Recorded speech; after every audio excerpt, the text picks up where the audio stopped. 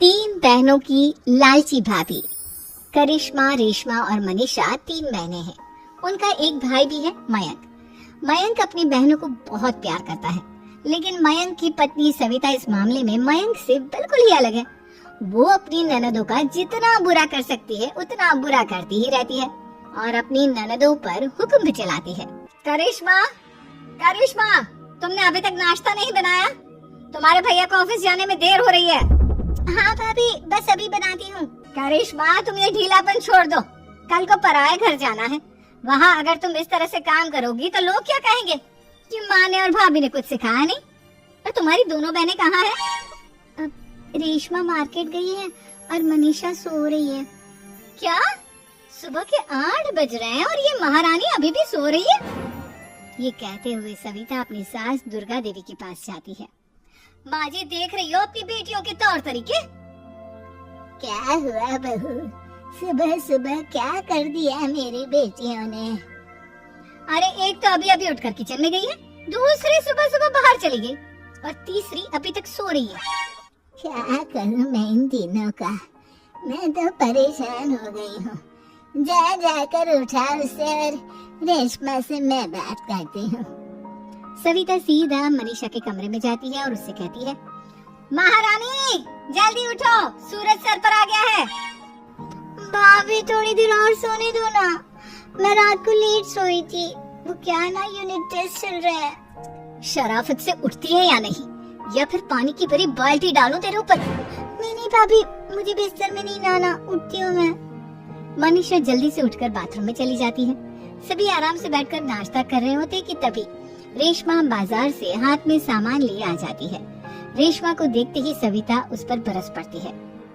लो, आ गई महारानी। ऐसा भी क्या सामान लाना था जो सुबह आंख मलते ही बाजार की तरफ रवाना हो गई? भाभी, कल आप ही तो चीख रही थी कि घर का सारा सामान मुझे ही लाना पड़ता है, घर में किसी को भी किसी काम से कोई लेना देना नहीं है। अब मैं बाजार जाकर सामान ले आई तो आपको इस बात से भी तकलीफ हो रही है? देख रही हो माँ जी, अपनी बेटी की जुबान कैंची से भी तेज चलती है।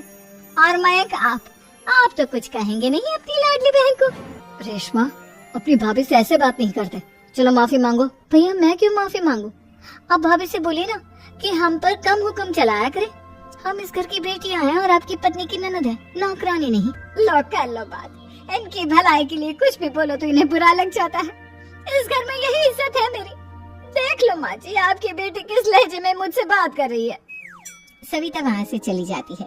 मयंक को बहुत गुस्सा आता है, वो भी वहाँ से चला जाता है। फिर करिश्मा रेशमा को समझाती है, रेशमा, तुम्हें भाभी से माफी मांग लेनी चाहिए थी ना। लेकिन दीदी, मैंने कुछ किया ही नहीं, तो मैं माफी क्यों मांगू? हाँ करिश्मा दीदी, रेशमा दीदी जैसे ही घर में आई भाभी ही उन पर चिल्ला रही थी। हाँ, मैं मानती हूँ कि गलती भाभी की थी। मैं तो इसलिए बोल रही हूँ कि भाभी ने माँ को तो पूरी तरह अपने वश में कर लिया है। वो हमारी बात सुनती ही नहीं। मयंक भैया हमारे लिए हमेशा खड़े रहते हैं, इसलिए उनकी बात का मान तो तुम्हें रखना चाहिए था ना। कोई फायदा नहीं दीदी, कुछ दिनों की बात और है, भाभी उन्हें भी हमारे खिलाफ भड़का देंगी। फिर वो भी माँ की तरह हमारी किसी बात का विश्वास नहीं करेंगे। इसी तरह सविता अपनी तीनों ननदों को किसी न किसी बात पर परेशान करती रहती थी। एक दिन मयंक अपनी तीनों बहनों के लिए गिफ्ट लाया। क्या रेशमा, ये तुम्हारे लिए हार का सेट। रेशमा, तुम्हारे लिए सुंदर सी ड्रेस। और मनीषा, तुम्हें किताबें पसंद है ना, तुम्हारे लिए किताबें लाया हूँ। थैंक यू भैया। थैंक यू भैया। थैंक यू भैया। करिश्मा, तुम्हारा नेकलेस कितना सुंदर है, ये भैया कहाँ से ले आए होंगे? मैंने भैया को 3 दिन पहले फोन पर ये डिजाइन दिखाया था और आज भैया ये ले आए।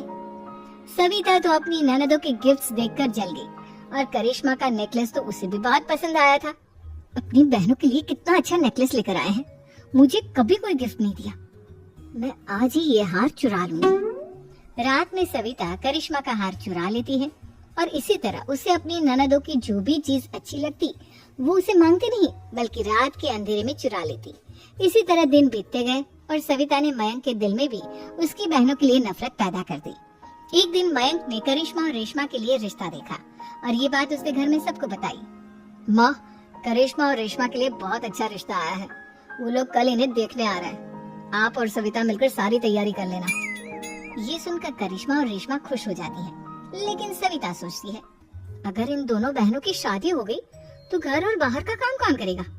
मनीषा तो एक नंबर की कामचोर है, उससे तो किसी बात की उम्मीद लगाना ही बेकार है। मुझे इस शादी को रोकना होगा। अगले दिन सभी लड़के वालों के स्वागत की तैयारी करने में लगे होते हैं। तभी मयंक अपनी बहनों से आकर कहता है, तैयार हो गई तुम दोनों? देखो दोनों लड़के बहुत अच्छे हैं, मैं कोई कसर नहीं छोड़ना चाहता, इसलिए तुम उनके सामने अच्छे से बिहेव करना और अपनी भाभी से लड़ने मत लग जाना। करिश्मा, तुम वो नेकलेस पहन लो ना जो मैं तुम्हारे लिए लाया था। भैया मैं बहुत देर से वो नेकलेस ढूंढ रही हूँ, लेकिन मुझे मिल ही नहीं रहा। क्या तुमने नेकलेस खो दिया? तुम्हें पता भी है वो कितना महंगा था? तुम कोई काम ढंग से नहीं कर सकती। मयंक गुस्से में वहाँ से चला जाता है। थोड़ी देर बाद लड़के वाले भी आ जाते हैं। वो दोनों बहनों को पसंद कर लेते हैं और रिश्ता पक्का हो जाता है। लेकिन सविता के दिमाग में तो कुछ और ही खिचड़ी पक रही थी।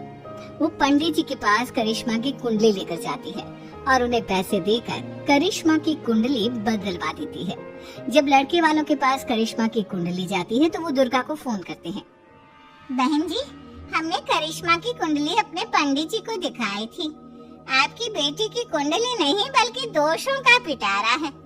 देखिए, मैं और मेरे पति इन सब बातों में बहुत विश्वास करते हैं, इसलिए हम आपकी बेटी से अपने बेटे की शादी नहीं करा सकते। इस तरह करिश्मा का रिश्ता टूट जाता है और सभी घर वालों को बहुत दुख होता है।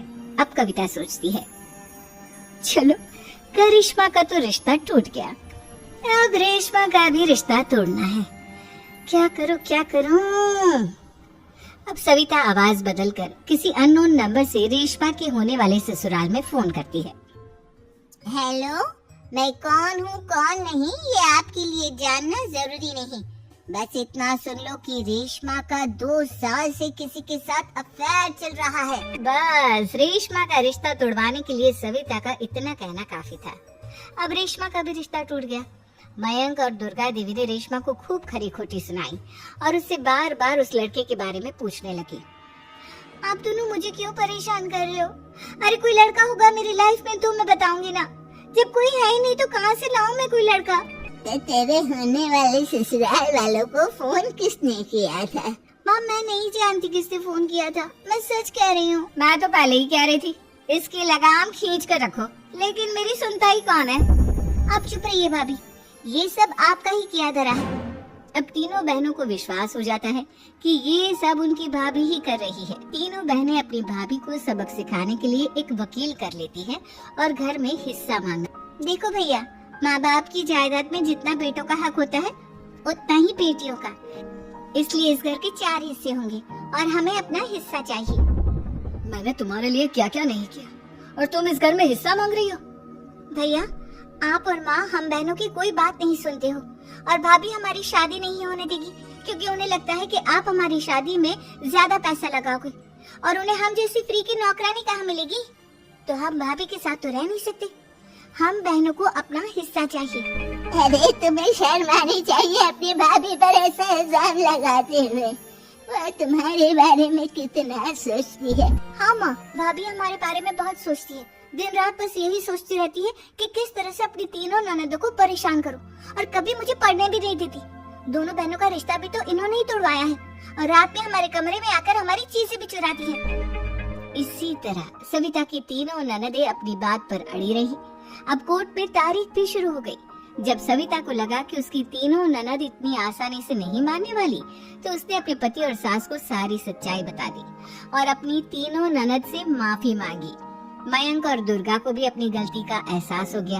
अब सविता खुद करिश्मा और रेशमा के लिए अच्छा रिश्ता ढूंढती है और उनकी शादी करवाती है।